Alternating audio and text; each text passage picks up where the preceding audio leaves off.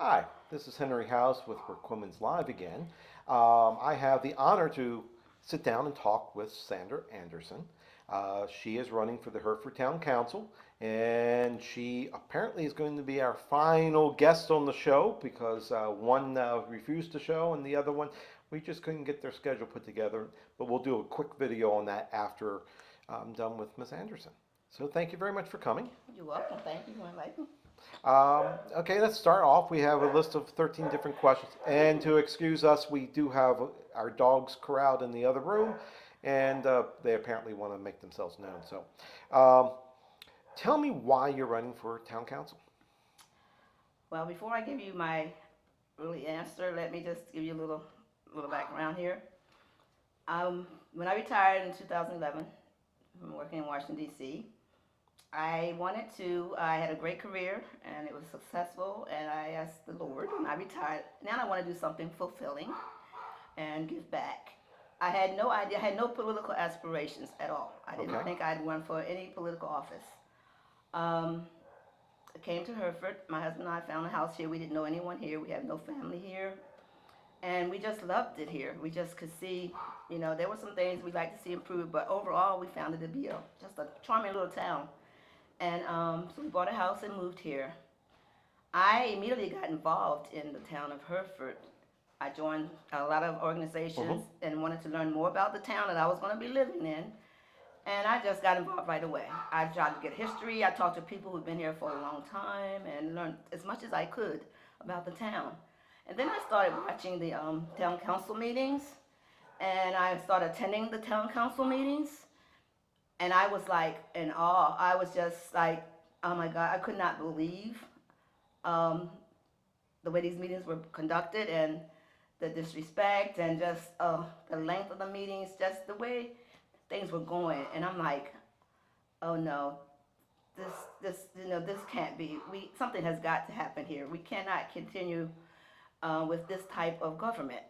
And so that was the first year I was here. And I prayed, and I'm saying, God, people have come to me and asked me about running. I mean, they knew I was here. And I told them, I don't know. I never wanted to get into politics. But they kept asking me and telling me, we think you'd be good. After they got to meet me and talk to me, and I prayed on it about a year. So this was nothing I did overnight as far as deciding to run. I had to say, I knew I had to get some direction from the man above, which I do a lot.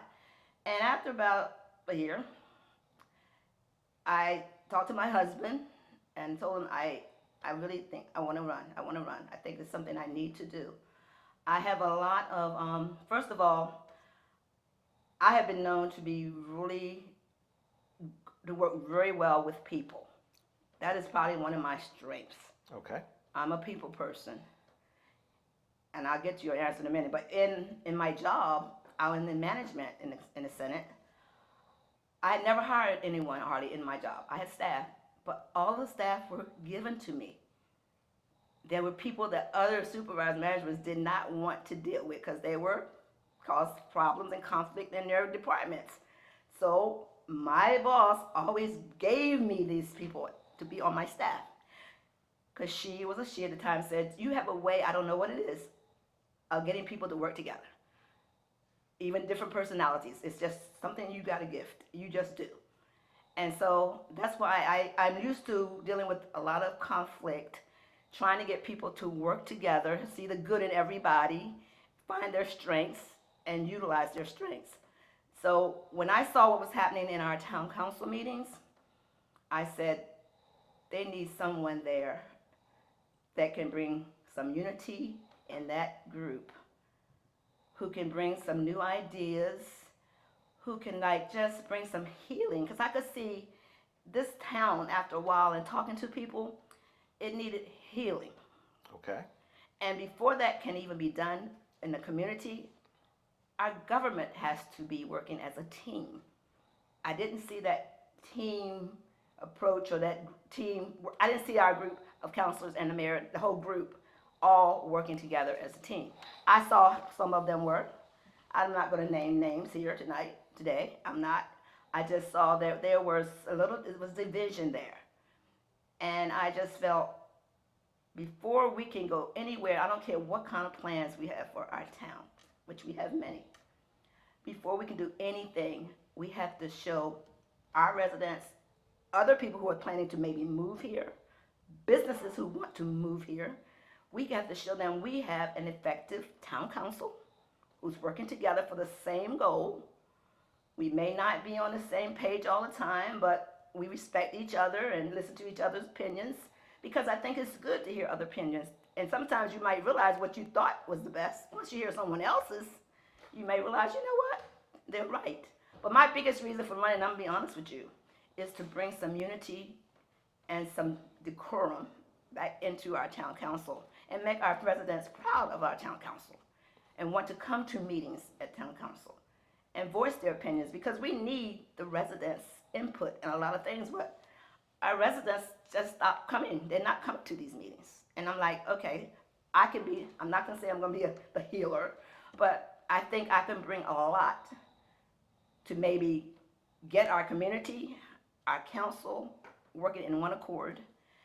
And like I said, I'm a hard worker. Another reason why I ran is I have the time. Okay? This job local government requires a lot of time. I found federal level, state level, it's okay. It's nothing like local level. It's local level. You can be in direct contact with your constituents all the time, and you need to do research. You need to answer messages and mail. And I'm like, you know what? I have time. After my husband approved and said, I'll support you if that's what you want to do, because I needed his support. Right. And I said, okay, I'm committed. I have this passion to make people's lives better, improve quality of people's lives. I've always been that way as a child. And I've worked in other organizations in Maryland, where I came from Maryland. I lived in Maryland, where I helped a lot of people in other communities, low economic communities. I did a lot of things. I did a lot of work that people don't even know I've done. I taught alternative school. This is before I went into the Senate. No, this is after I retired and lived in another part of North Carolina. I taught alternative school because I had this thing about working with at-risk kids. My son was an at-risk kid. He's still 42 now. So there are lots of reasons where I think my people skills, and I'm really intelligent in a lot of other areas as well, but those skills, I think, is what we need. And we need someone that people have got to build trust in someone again. I've talked to many residents, and I know I'm probably going into other areas, but doing my canvassing for this campaign, I have met so many people. That's been the most fun part about this campaign, is canvassing, going door to door. And I've written down notes, people telling me what they'd like to see happen and do, and it made me encourage me even more. Yes, I know this is the right thing I'm doing. I'm running for this, because they have a lot of needs out there, and they don't trust a lot of people. Certain neighborhoods have lost trust. Right. You have to build that trust up and that relationship up, and that's where my skills are. I've always been, I've taken all kinds of personality tests. My boss has always said, Sandy, your skill is hospitality. You're good with people. You know, I've always scored high in that area. Well, you've done successful. When I've taken a personality test, the results will be I have no personality. Right, and that's Yeah. But I always rated high. And I'm a motivator. I used to do motivational training. I love to motivate people. I used to teach. I want to train educate people. So, you know, these are the reasons why I think I would be good. Now, I can learn the budget. I know the situations here with some of the other areas in town that we need. But and I think they need a person like that in the town council right now. Well, you've chunked down the first three questions. That's what I said. Okay, one, you're telling us why you're running for office. It's a passion for the people in the community and try to improve things. Yes. Two, experiences. You have experience between your working in the Senate, managing employees, managing at-risk employees and getting the most out of them, working with at-risk kids and trying to improve their lifestyles. Yes. And then elected, how you review your successes, being a team, getting things resolved. Yeah, getting a team. And once you set a goal, and then you have to find the steps. Okay, how am I going to achieve this goal that I've set? Once you get those steps in place, and you then implement those steps that you're going to put in place to reach that goal, at the end, if you see you've achieved what you started out and you've reached the goal, that measures my success one way too. That just measures I was successful. Another way in the local government, how you can find out, you can tell if you've been successful is the response you get back from your residents over a period of time. If they've seen you've done great things, or you were an advocate for this and you fought for this, and they come and tell you, oh my gosh, you've done some wonderful things for us, we're so glad you're there, just to get responses back from your residents, that lets you know, I've been successful. And you know, you mentioned about knocking doors. Yes. And I found the one time I ran for office, the thing that scared me the most was going up to a stranger's door, going tap, tap, tap, and saying, hi, I'm so and so, and I'm running for this. And, you know, it was only one time that I really, out of probably 1,000+ doors I knocked on, that I really had a negative response. Well, no, two. There was one. Anyway, but it was a rewarding thing because people actually they realize that you're a person just like them, and that you share the same struggles, the same concerns about the community that they do. Yes. Life experiences. Okay, we're not going to dwell on what has happened in the rearview mirror of our life, but challenges and adversities that we've had in our past form the way that we respond to things in our present and our future. So what have you experienced in your past, not dwelling on it, but what have you learned from those to deal with the challenges that you may face being a town councilman? Right. Well, way back when I started working in the Hill, pretty much. I taught school for a few years after I got out of college, but most of my career was on the Hill. I've always been very opinionated. I can't imagine that. Yeah. Okay. Outspoken. And sometimes I would react in ways that maybe I shouldn't say things the way I did. I had to learn how to control the things I say and how I say it. Okay. Because I used to be like, whatever was in my mind, I would say. I work with a lot of men in my field. So you kind of felt like there was a burner underneath your seat, and every time someone said something you didn't agree with, they flipped that burner on high, and you jumped up. And that was early on in my career. Okay. I had to learn, okay, Sandy, you cannot say everything that you feel like saying. You have to realize, I was in IT, so I used to be the only woman in a meeting room with like 20 men. Okay. And, you know, I had to get my point across, you know, that first of all, I'm the only woman, so, but I learned to zip my lips sometimes, and I got a lot further, because I used to like go back and forth. I was always on debate teams, so I like to go that back and forth, which I learned. It's fine if the people on the other side play by the rules too. Right, but I learned, be quiet, you know, listen, pick your battles, pick when you need to say what you need to say, and I learned how to say them. I used to have a lot of facial expressions, which I still probably do, but I've been working hard on that, because sometimes you can look at my face and tell how I feel. I didn't have to say a word. So no poker games with the rest of the council members? Yeah. So I would like, but I learned to get the poker face. I'm getting better at it. But that just taught me that I could not keep on doing the way I was doing. But I learned on, being up on the Hill and dealing with the service, because I provided a service. Where I worked for, we always provided services to all senators, Republicans, Democrats, Independents. We were bipartisan, we're nonpartisan. So that used to get me into battles that I didn't need to get into if I had handled it differently. And so I learned how to choose what I'm going to say, think, count to 10, 20, whatever, before you open your mouth, wait, and give yourself a minute. And I have a son who's he's 42. He was diagnosed with attention deficit disorder with hyperactivity at 3. And raising him, I learned how to stop battling back and forth with him. They love it. Kids, they love you battling back and forth. Mm-hmm. So I had to learn, you'd be going crazy, and they'd be like, keep it on, bring it on. And I'm like, yes. So I learned. Up your game a little bit, Mom. I had to do that in my job. I had to learn, just be quiet, because that made him mad when I didn't go back and forth with him.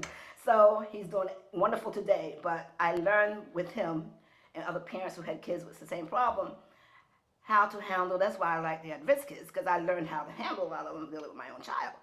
So just learning how to learn how to be calm. Don't speak so fast. Just wait. Give yourself time to think before you speak. Okay. So, yeah. Let's move on to the function of our current town council, the 5 members that are there. Mm-hmm. Your impression of the last 2 years and where we stand. Well, I think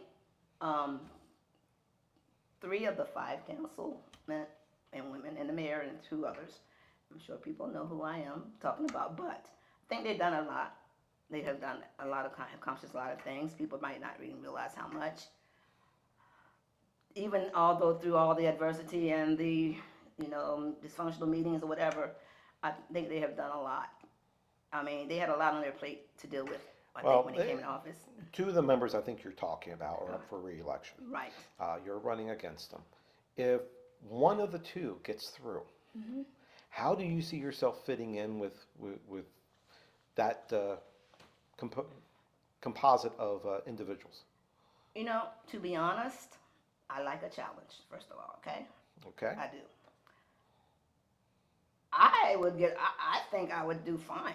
I mean, first of all, I give everybody a fresh start. When I was teaching school, every day was a new day for a student. If you had a bad day, the next day is brand new, slate, clean, whatever. And that's what I would do going in. If one of the two won again or whatever, I would go in there ready to work with them, and I would want respect, and I would let that be known from like day one. Okay. But Well, I would be fine. let's say if yourself and someone else who thinks along the same vein that you do, and it all of a sudden becomes everyone who is of the same opinion sitting there at town council, and you guys are toasting s'mores and singing Kumbaya. How do you distinguish yourself to get what is passionate to you forward?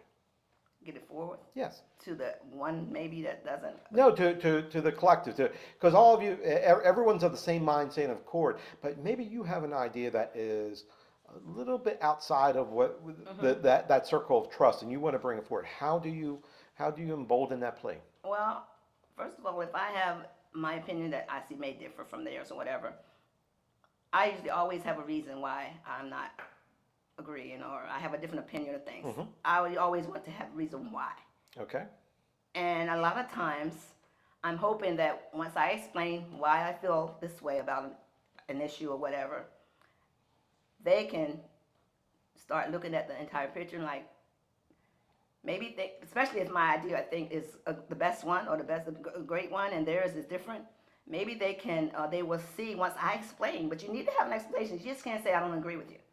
And if they may come around and say, you know what, I never thought about it that way. Okay. I know our current mayor. She's faced some challenges from members of the town council, and I deem it lack of respect because she's a female. If you're on a council and something is approached to you in that manner, how do you handle it? That you're not getting the respect that you, as a peer, are equal to them. Well, so if they were treating me like the disrespect that the mayor's getting, how would Yeah, I mean, if we've watched town council meetings, Right. and I'm not singling anybody out, Right, okay? yeah. But when the mayor says something, and sometimes she is disrespected, and quid pro quo, someone, that person has also said, well, sometimes the mayor says some things to me. Right. But the way I was raised was, you treat a woman with respect, and even if that's not reciprocated, you just zip your mouth and you treat her with Right. respect. And I agree. And I would probably, when it came to be my time to be able to speak, I would voice my opinion about that. Because I'm in agreement with you, because no matter what she might not do, whether it's improper parliamentary procedures or whatever it might be that they all get upset at, the respect needs to always be there. I mean, Think about, she's old enough to be at least one of them's mother. Maybe, I mean, respect for a woman from a man. Like you said, there are a lot of times men really have probably a good reason to knock a woman out because of some of the things she does. But they wouldn't do it. No, they wouldn't do it. That's what I'm saying. I know there have been cases in that where women can, sometimes get to them and they feel like it might be even a spouse, who knows. But you just don't do it as a man. You just say, no, I wouldn't want this done to my mother or my sister or any female in my family. That's how they should think about it. right. Would they want this to happen to their mother, sister, whatever? And that's what I think a lot of them, I don't know if they think about it or not, but if they did, they would not treat her that way. Okay. I'm going to start to get into issues which I identified as we're getting axle deep in mud in the community. Okay, so the Hertford Community Waterfront Project. Good. Okay. Before you start, Yes, the name of that project, I know you sit on the board. it's not just Hertford Riverfront Project. The Okay. name of it is Community and Waterfront Plan. Okay? Okay, So people are leaving out the community part. I did say community, Okay. but I just said the Hertford Community Waterfront Project. Okay, I must have missed the community Okay, part. I- But the other night when when I talked to you before on something, we were talking, but wasn't even about this. You hadn't even asked me about this. Yeah, I use waterfront as a summary of the project. Okay, but the community is a big part. That's why I like to keep that word in there as part. Okay, well, that's good. Yes, because that is all to me. What it all to me is depend on each other. As you can tell, our peanut gallery is really excited about the community part. They're speaking up right now. Yes. Okay. And I am. Do we have a dog park in that plan? I think so. But let me just tell you this. I'm on the board. I'm on that board. That plan is just a guide. Okay. We want community input. And those things like, because people have already, when I go door to door, Right. one of the things they always say, whatever you do, we need a doggy park. So this is why the community has to come out, or they have to, we have representatives from certain communities, but they need to bring back what they're representing the residents want. That plan can be altered. That's a guide. That's what we like to see ideally, but there are still places in that plan that there's room for additions Right. of things. So doggy park, there's a lot of things in there, and I want to work educating the community a little bit about what this plan will do for all the community, everybody. And it's plans in there like Missy Mill Park. I know they're thinking about. We're not going to get rid of it. We're going to make it better. We want a splash park for the children. We want all kinds of stuff. So, Are we going to get a wooden roller coaster there? That would be really but great to that's have. like I said, we're trying to get more people on our committee now to help bring their ideas in. So that plan, it's not as ground in stone. There's room for additions, suggestions. We have room for that. So the committee. And you can speak more, no offense to the other candidates running, Right. but you've been intimately involved with this because you're sitting on the committee. So what has been presented to you at present? Do you see that's where the end game is, or you think this is going to continue to evolve over the next years into something much larger? Because, one council member or one candidate stated, well, we're losing, Missing Mill Park, we're losing part of the community because of that. And if it develops and gets really strong, it's going to impact the lower income part of our community and make it unaffordable for them to live in Hertford. How would you address that? Well, one thing, if that riverfront project, when it comes together, because it's Right. going to, because let me backtrack.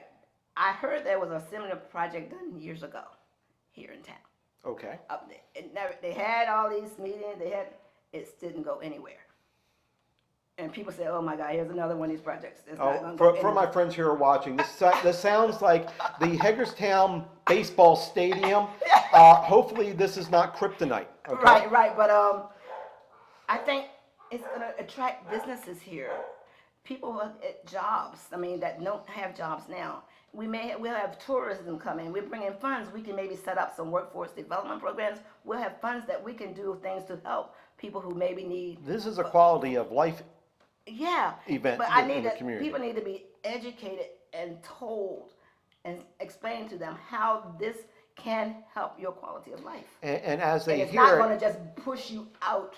and as they learn more about it, and I said this in the last interview with Candid Brothers, is that as they learn about it, the people who are living around where I live, Right. I think they're going to be surprised.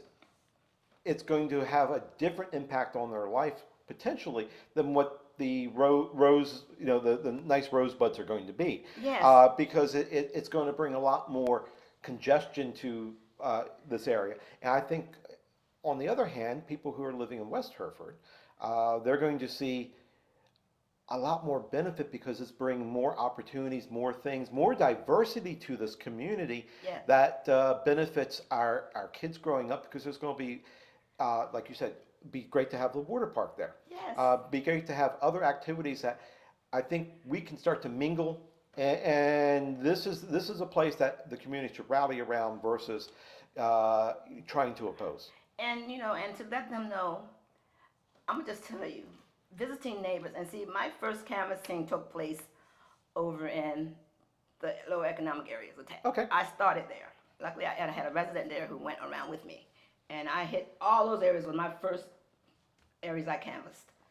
And a lot of people don't feel, which I'm trying to educate them, that you can come downtown Hertford now.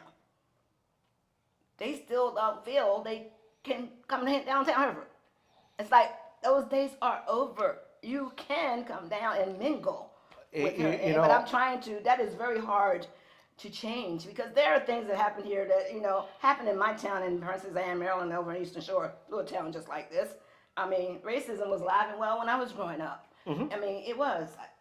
For our parents, our parents lived in a different world than we live in. Yeah, and I mean, and I'm almost 68, so I was raised. I was a little girl, but I remember, we're whites only, colors only in the movie, blacks upstairs, white downstairs. I mean, I was raised in the same kind of town, but luckily where I'm from, people realize things changed, and now you can go into these places now, and a lot of people I think still feel they're not welcome down here because of what happened to them in the past.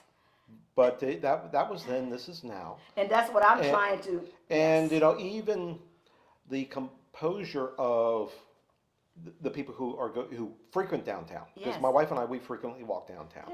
A lot of us are. It doesn't matter. Okay. Honestly, anyone who virtually every person I've met here has been warm, outgoing, and I could sit on the street and talk to him for an hour. As evident to a couple of the interviews I've had have run a little long. Right. So I'm going to change the subject because we need to get through the list so people actually watch through here. We're going to move on to the sticky wicket of water and sewer issues that we have in the community, and how do we address that infrastructure problem? Well, there's some areas I do know. The infrastructure here is, I know we're trying right now, even with the Waterfront and community group that's working on that project. We know, I don't care how much planning we plan to build or do whatever we want to do here, until our infrastructure gets in place and be improved and dealt with, we can't plan on building a whole lot of anything. So can you summarize briefly what the issues with our infrastructure for our water and sewer? Well, our lines and stuff, everything from what I've been told when I first moved here, I did a lot of history, talked to a lot of people who were from here. The lines and the sewer lines underneath our ground are old as hills. Well, I'm glad they're under the ground rather than above our head. We got terracotta pipes and stuff, terracotta just crumbles apart. Right. And that's what's happening underneath these pavements. They can pave the top of these roads all day and night. They're going to have potholes and sinkholes if underneath of it has not been replaced. Right. And I know we are trying to get funding, which I know those things are in process right now, to have a company come in and do analysis of where all of our major, to analyze our town infrastructure and prioritize where we need to start and what needs to be done. So we having a company coming in now and going to analyze the town and give us a report. This is what you need. That somebody that's engineers, that's experts. That's where we are, because that is our number one concern with this new plan we have. Okay, and part of it, because of the crumbling system, Got stuff we're getting sand going in there, which is now clogging up the treatment plant. Weeds, stuff growing under there, everything's under there. So we have the erosion, which is causing the sinkholes in the road. Yes. That's entering the sewer system. The sand and silt going in the sewer system, then clogging up the sewage treatment plant. Yes. Which causes another nightmare and another expense. And right across the little river we have here, Windfall is having same issues. Yes. And they're like, can you help us? How would you, are we in position to help Windfall if they don't Well, step up and improve their infrastructure also. for what I've heard and whatever been told, and they are in meaning council and Right. are in process of sitting down with Windfall Mayor and the people in Windfall and discussing this, because we need, you haven't asked me this question, but we need money in Hertford. I mean, we need. Oh, we're going to get to that. Yeah, I know. That's well, I Yeah. figured you might, but my thing is, Windfall needs help. We Yeah. need money. So it's like we can go into this. I mean, they're sitting down. I don't know a lot because I'm not involved in their Okay. meetings, but from what I've heard and been told, they are meeting or planning to get together and decide where they want to go when it comes to Windfall. I don't think we're going to leave Windfall. I wouldn't think we would just let them go and not do anything. I would think this town would work together. I just don't know any of the ins and outs of where they are right Okay, now. let I me- can't. let me I throw know a what question. I would do. I would like to, I think if I was on, help see Okay. what we could do to help each other. From my past, where we moved from, Mm-hmm. we received the benefits of town utilities, certain Mm-hmm. parts, but we paid a higher rate than the town residents. Right. Would you be supportive of assisting someone who's outside even if our process and plan could handle, and we have the runs to the areas outside of Hertford and also into the town of Windfall, would you support a different Rate. sewer rate for them versus the town residents? Yes, I Okay. think they should pay a higher rate. Okay, because currently I think we're giving them a discounted Yeah, rate, no, which they is, should definitely, I think, pay a higher rate. Okay. That's what I think. all right. You've been in Hertford for 10 years. No, How long have you been here? not even 3 years. Three? Oh, this is my third interview today, so bear with me. No, Okay. that's why I'm like new. I'm like okay. you, but I've Okay, been doing some. you're not as new as I've been me. doing some research Yeah. in my time Yeah, here, but no. I've been here 3 months. You've been here 3 years. Not Okay. even 3. Okay. Okay. Go ahead, almost. So the police force. Yeah. Are you happy with the change that occurred in July when the town contracted with the sheriff to take over policing in the town? Yes, and I'll say why. I mean, there's only really the number one reason why I said I was happy with it. I haven't been here, I guess, long to know how the previous town, Hertford Police did over the past years. I was here long enough, I guess, when Chief Brown was here, but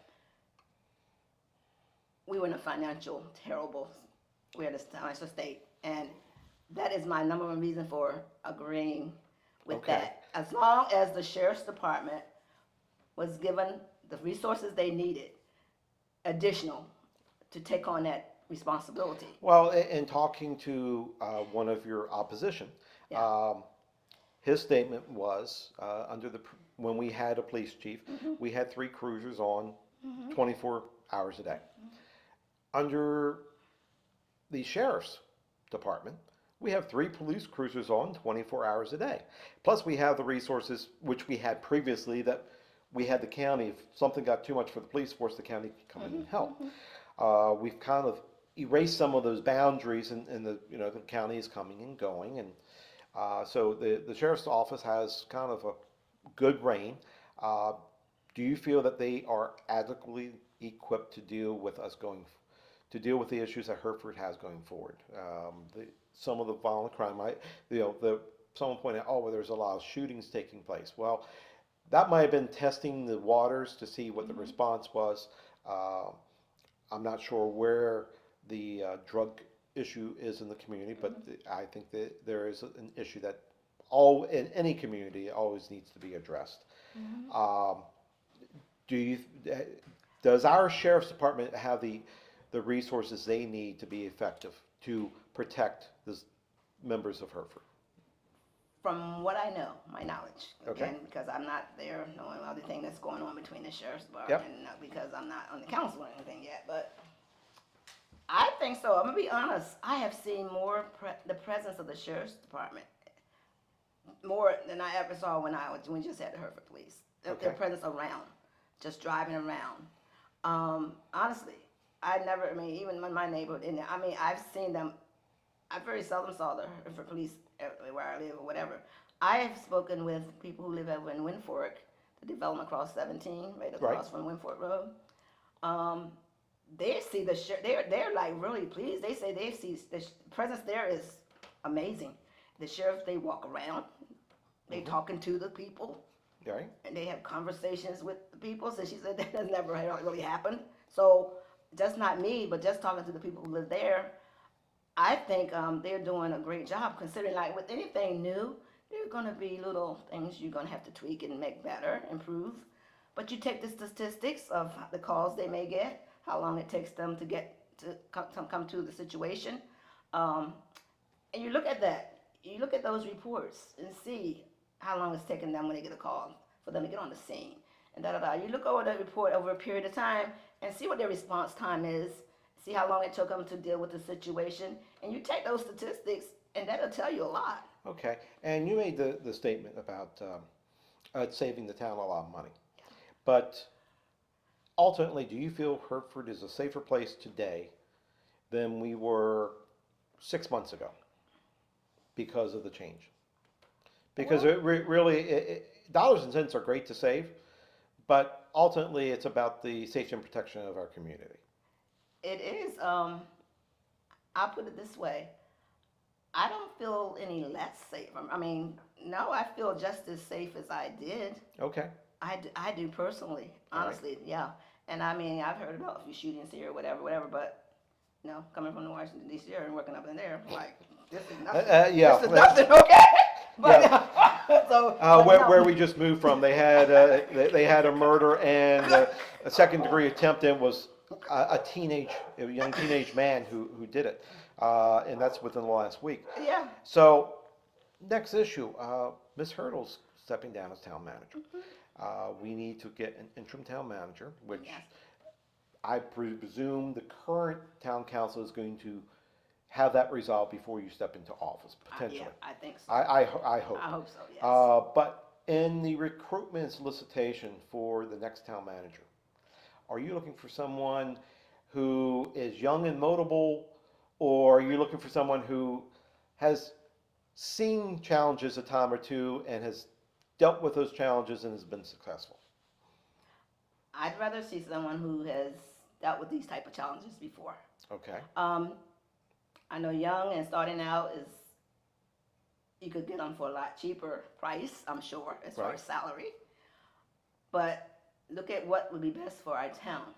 You need someone that's not just coming on board learning how to run a town. You need I mean, we are a small town, yeah, but I think when you are a small town, the complexities of issues and what ends up on the desk, because you were saying, doing the comparison of, well, what people that are in Washington D.C. elected officials deal right, with versus what local officials deal with right. is not even in the same universe. Nope, nope. They are so far removed from their constituents versus you're responsible to your constituents on a daily basis because they're your neighbors. You see Right. them all the time. So that town manager is going to be here. And the present composure of our town council, I think will require an individual who has been there, done that, and their T-shirt has some holes worn out in it because of experience. And I'd like to see someone who maybe was a town manager of a small rural town. Okay. Not just a town manager who was maybe town manager in Charlotte or city manager in Charlotte. Well, to me, I'm scratching my head. Okay, yeah, it's great you were the town manager of Raleigh, but now you're coming down to Hertford. What did you do? Now, I know Hertford is 1,000 times better than Raleigh, but what did you do to end up here at the pay scale of Hertford versus what you were making at Raleigh? And you have a lot of more challenges when you're in a small town, rural town, to deal with. The city they have probably more money for more funding and all kinds of stuff that they have at their disposal that you come into a town who's struggling as far as their money. Right. And someone who has experienced that, who has built up a town, worked as a town like this, that helped build that town up. Well, it reminds me of the old I Love Lucy movie where they're driving across country and they get stopped in this little town and Yeah. he goes, well, I'm the sheriff, and well, I want to talk to the judge. Well, hold on. He takes off his hat and he puts his robe on and he's the judge. He's got all and, the title. and I'm also the justice of the peace. Yes, yes. The town manager has to be almost a master of everything, or at least knowledgeable about everything. And then if they need a resource, they know where the limitations of their skill set is, and can reach out to someone who maybe is more proficient in that area. And my thing is, if you're a town manager and you can hire and fill all the department heads positions who are under you, and you fill those positions with qualified people who can take over and run that department, you as a town manager just oversee that. You don't need to have your fingers in the pie and doing micromanaging and watching. But I think if you get the right people, Right. you don't have to wear all those different hats. Well, I was surprised when I wanted to, do something. Yes. I need to go to the town manager and ask permission. I'm like, Yeah. where I came from, I didn't need to do that. And so it's a little bit interesting. Right. Well, why does the town manager who's trying to run the town's business, need to give me permission because I want to build a utility shed on my house, on my property? And that's my thing. You have to delegate if you're a town manager top. The key is delegation and giving the people who know their job and know what they're doing. Right. Let them do their job. You are there to give them the resources they need, any training they need. If they need to come to you for some advice, you're there to give them. But let them run it. If you have the right people doing it, you just oversee it and you just be there when they need you. Okay. Yeah. Town image. Now, we chose to move here, and we had concerns about some of the situations going on in the town, but we still chose to move here. To benefit our town, to benefit those that are living in our town, we need to attract businesses that want to move here. I understand in the past we've had businesses ready to break ground, and either a little bird chirped in their ear or someone stood out on 17 waving their arms saying, "Don't build here." How do we change that perception to bring jobs into the community, to bring work, additional workers into the community, but also employ the people who are in the community that want to work? How do we attract that? Well, like I said in the beginning of this interview, we have to get a town council who is effective, who works as a team, who presents themselves well when people are watching our meetings, who are working together and they all want the same, they have the same goal for the town, betterment of this town. I'm going to tell you, I have people from Maryland and DC who've called me. They would love to move down here. They're retiring or whatever. Some of them probably would even open up a little small business down here. They could afford it. They said they heard on the news about Hertford and what happened in a couple of town council meetings here in Hertford. They were trying to find out, is this the Hertford I moved to? Well, there's only one Hertford in an Well, it's entire Hertford nation. County, so they might get it mixed up. But Yeah. I'm like, they said, we saw something about your councilman was going to hit somebody. They were just calling me and I told them how I loved it here. But they said, and I said, they said, is that where you moved to? I said, well, unfortunately, yes, but things are going to change. I said, yes, we love it here. And I try to tell my husband, I love it here. It's a lot. This is like one of my friends on the committee said, Larry Sandine, if you're listening to me out there,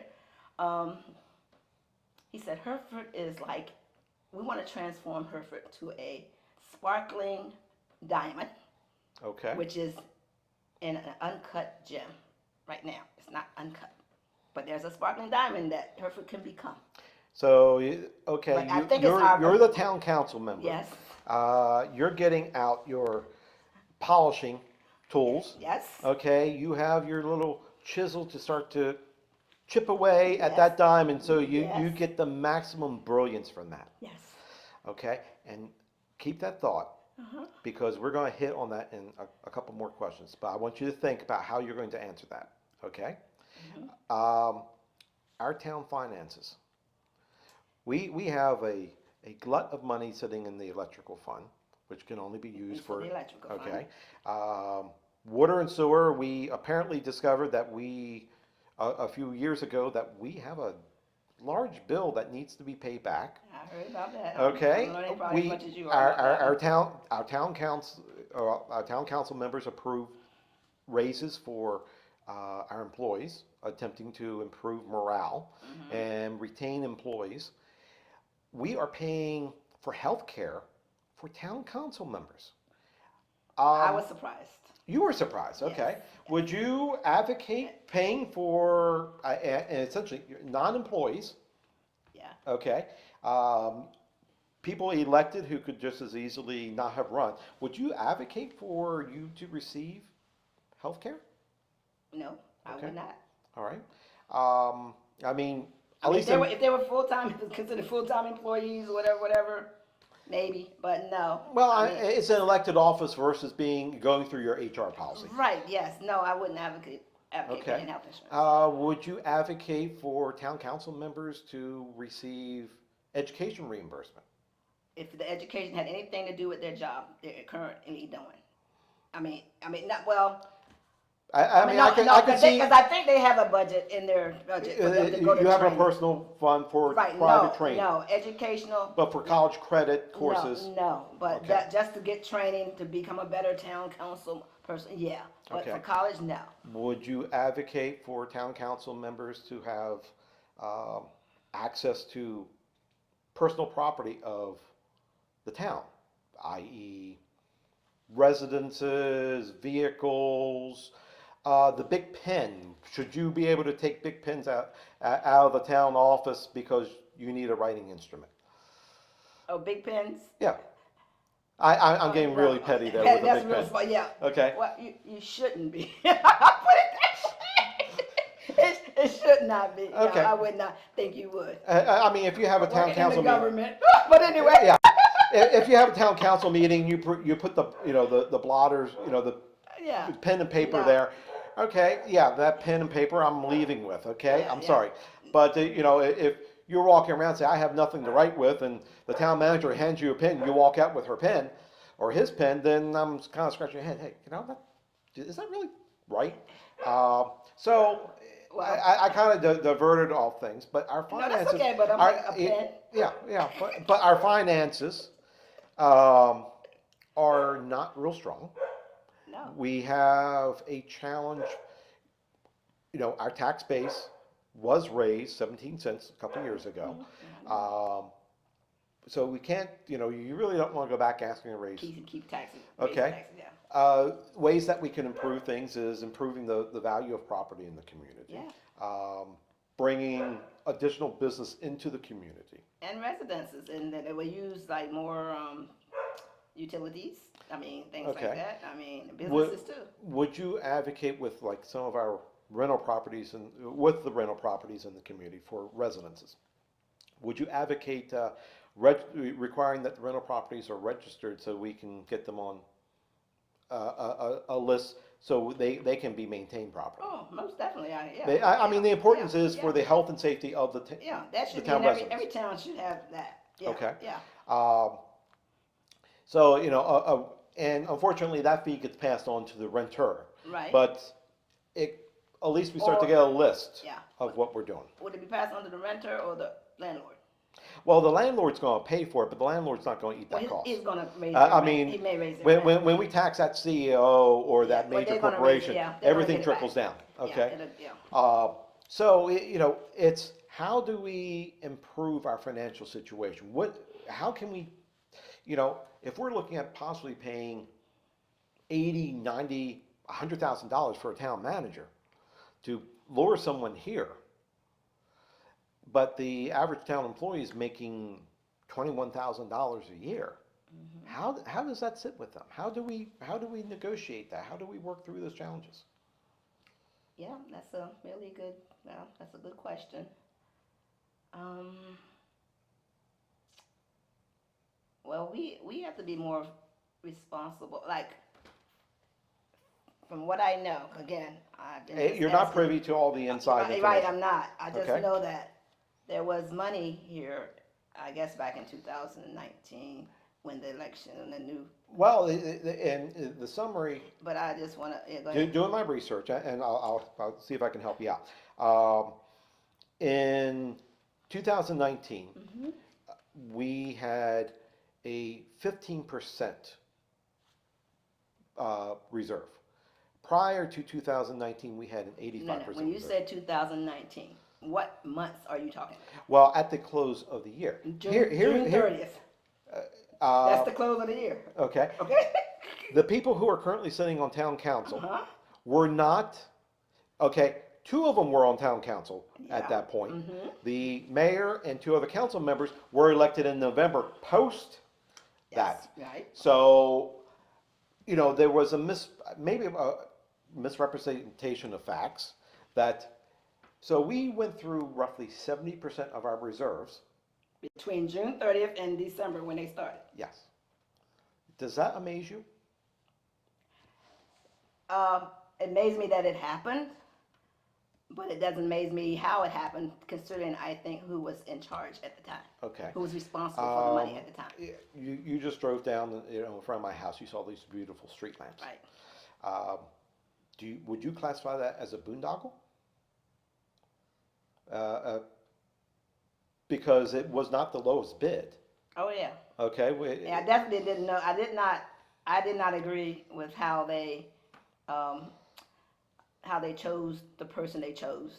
Doing Okay. that bid. And the thing is that it doesn't just impact me. Yes. It doesn't just impact you. Yes. Because you're spending thousands of dollars more per light. Right. It impacts every single person in this community. Yes. So if it was $2,500 additional per light, that's $1 a person. Yeah. Okay, that's the way I look at it. It's, Right. it's not just, I understand. Yes. So how do we avoid doing things like that? It was a competitive bid, but we selected the highest bidder for some reason. Again, this was before our current council came Right. into play. Okay, and you're also, that's right before you moved in, or Yeah. right after you moved Yeah, in. I moved here right around election time that year. Okay, kind of like yeah. us. We moved Yeah, in. yeah, but no, again, that bid, all that was done before the council who's in place now Okay. were here. So again, oversight, fiscally being responsible for what you're spending. If there was none, Mm-hmm. do whatever you want, and that's what happened. Now, the role of our town attorney, the role of our town manager, would you expect that if you're presented the same challenge here in Right. a year from now, that they would advise you to say, we actually are obligated by law to take the most complete. Reasonable and responsible bid. Yes. Right. Oh yes, that's the bottom line. Follow the law. Okay. Follow what's written down, the procedure you're to use. And they did not do that evidently. Okay. Okay. So we have town employees that always desire to be better compensated, which you worked, for a living. You didn't own, maybe you did own a business at some point, but you work for a living. Mm-hmm. I work for a living, and we always want more money to end up on our paycheck. Mm-hmm. How do we retain the employees in the town without necessarily raising their compensation? What can we offer them to provide an enticement to stay an employee at Hertford? Well, first of all, I have found, being a manager myself, employees like to be appreciated, first of all. Okay. They like money. They like more money. But I used to find my employees said, just to go around and tell them I'm really happy to how you handle this, or show your appreciation, send a little message. A lot of them said, you know what, this means more to me than money. Mm-hmm. Okay? And I think there are other incentives you can do that doesn't require you to increase their salaries. Just show that you're doing a good job, and if they can see you're supportive of them and there when they need them, you'd be surprised that money is important. Right. But they like that thing. I think a lot of them don't get the recognition that they should get for doing a good job. And your manager, whoever's over you, makes a big difference too. It really does. Who you're working for and how they treat you. Those kind of things can, take the place of money. Maybe telling you we give you a day off, without taking your leave. Something like that. Let's give you, something. Oh wow, you hear this? She wants to give you free vacation But days. no. This is wonderful. But it could be an incentive. It's not money in your hand. Oh, okay. But some people have that extra day off because they worked on a project and did a great job, and everybody in the office can make sure they cover for one another. And I'm teasing for you. Oh, Okay. No, but those I'm things, teasing you. people have kids or whatever, things to do, and one day off every maybe for something you just worked on is really important. Okay. Okay. Let's tackle code enforcement. Okay. Okay. Yeah. This is the bear in the room that I think is probably one of the most divisive topics that our town council has Yeah. attempted to tackle. There's money reserved for an enforcement officer. There's money reserved to demo buildings. Hmm. There is a list of distressed properties, and there is a list of properties that are, they still have a chance to salvage. Right. Um, where do you stand on addressing that list and code enforcement?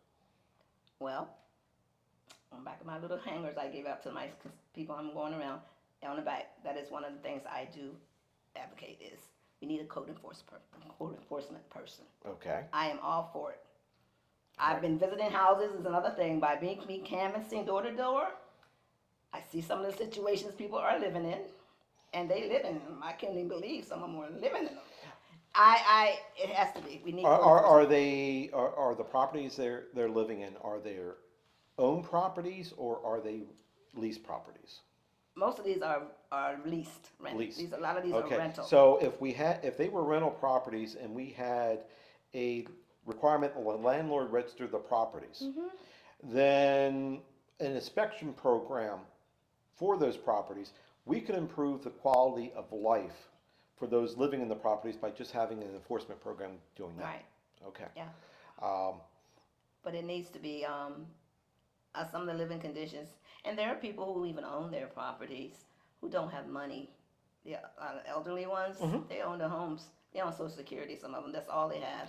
and They could use help, and that's why I'm really my concentration a lot is on getting grants, funds for people to help them repair and to fix up. They and don't have the finances to the do it. the town doesn't necessarily have the finances, but I believe the region and the state They have block and grants. They the have all kinds of things out there. We have a list that we got. and the U.S. government have Yes, resources we that have we a can list. bring money Yes. into the community. We could also, and I'm throwing this out to I think just about every candidate, is maybe work with our school Yeah. that we can encourage students to sign up for community hours. Yeah. To if it's stuff outside, cleaning up, cutting down We've brush already and things. started doing that. We have a lady who already we have had 2 cleanup days so far. Mhm. In West Hertford, and then we had the one the other day off of King Street. We did. I mean, we cleaned up.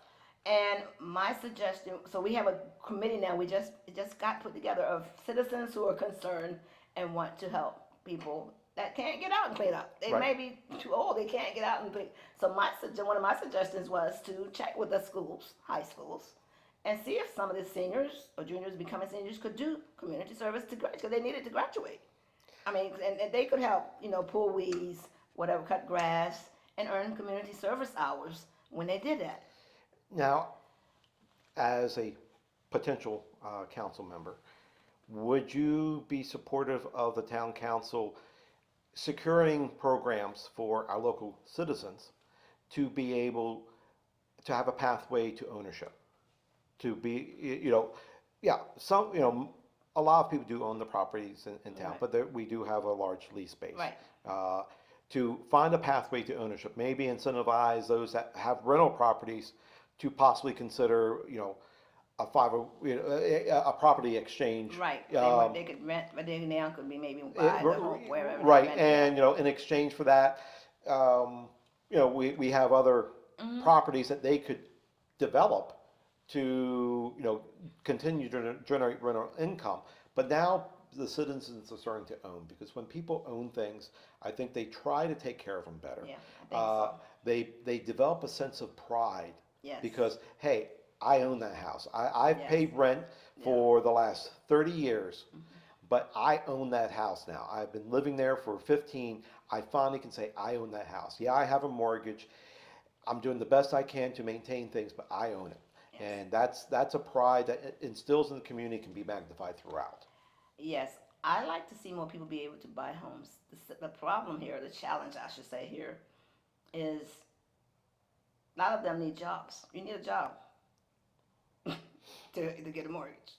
I mean, Well, in some cases, but sometimes if you are receiving federal funds, right? um, because you don't have a standard income coming in or a reduced income coming in, they may still have enough income coming in that house that qualifies them for a loan to get into an entry level house.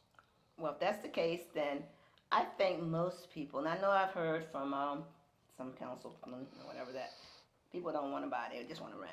But I know there are people who would love to be able to purchase their own home.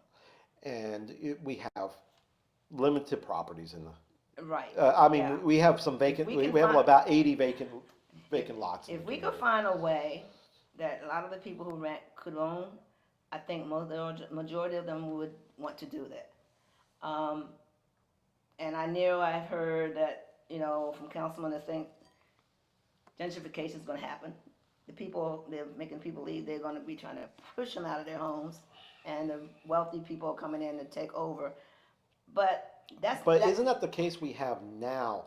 And it's not. You can't use the term gentrification now, but currently the ownership of many of the rental properties are, it's underneath a couple individuals in town. right, And so it's preventing them the opportunity.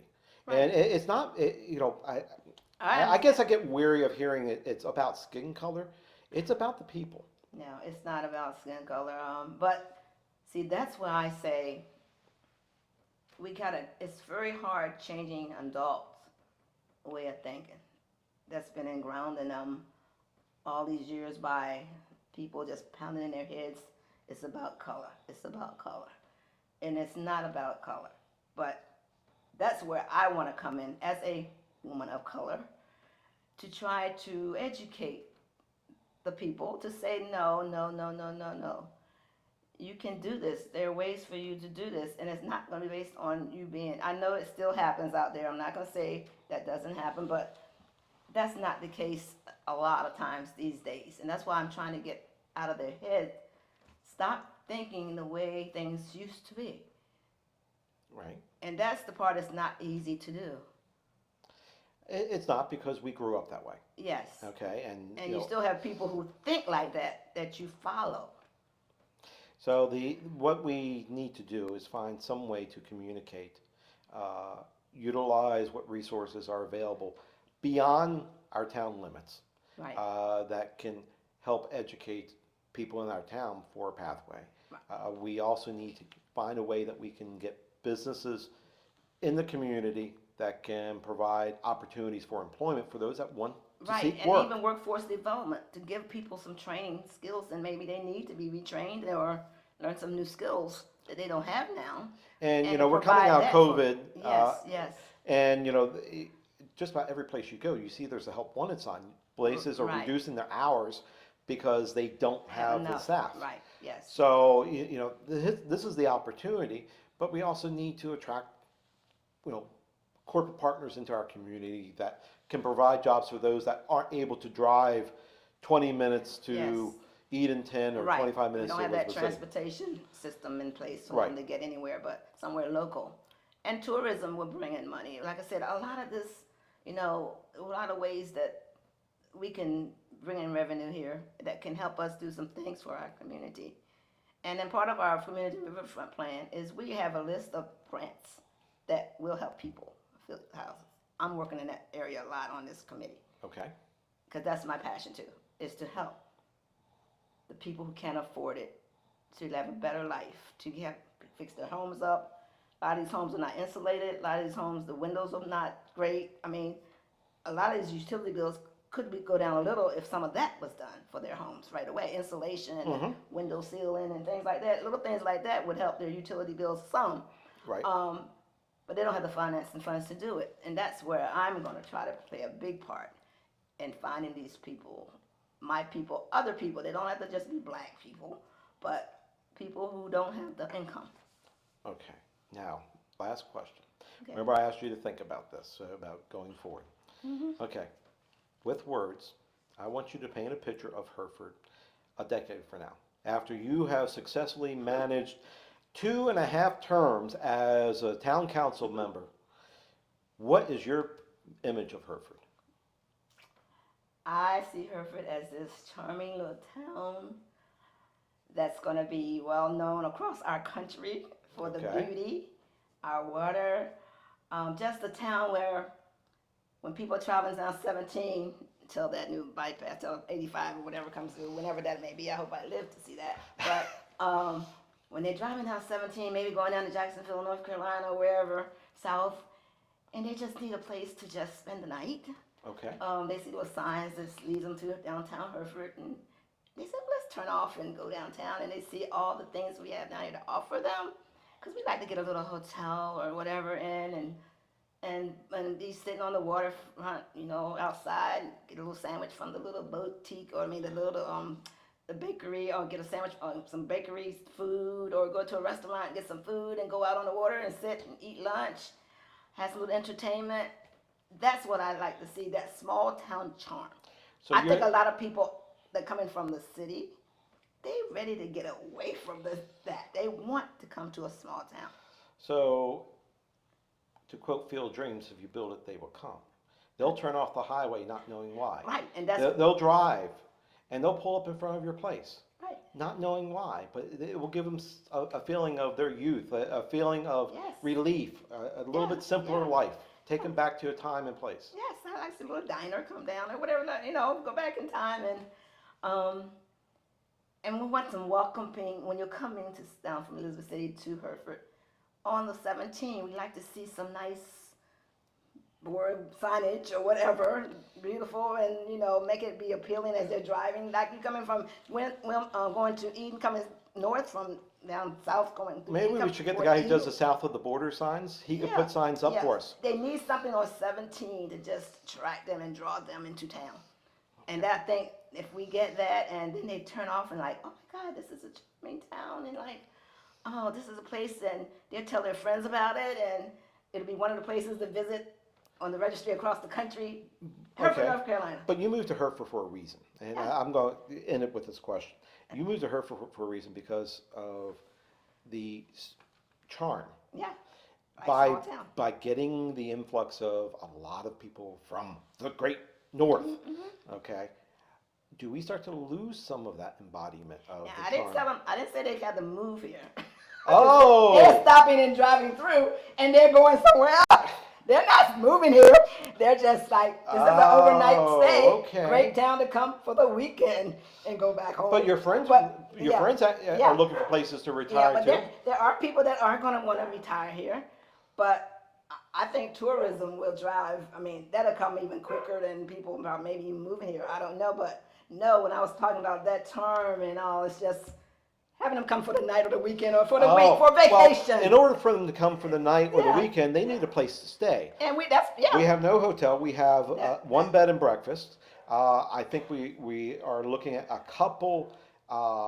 There is a place on the plan for an inn or a hotel. There's a place on there for that. Okay, It but is. yeah, I mean we're looking. Yeah. We don't have these things. We don't 'cause have it now. When we were looking, Yeah. when we came down, because we didn't anticipate to move. Honestly, Yeah. we had no plans. Yeah. The house found us. That's So- same thing with Okay. us. Yeah. So we were looking, and we stayed in Chesapeake. I remember. Okay, in Yeah. order to come Yeah. down here because one, we had the dogs, and Yeah. I couldn't find hotels that would take dogs down here.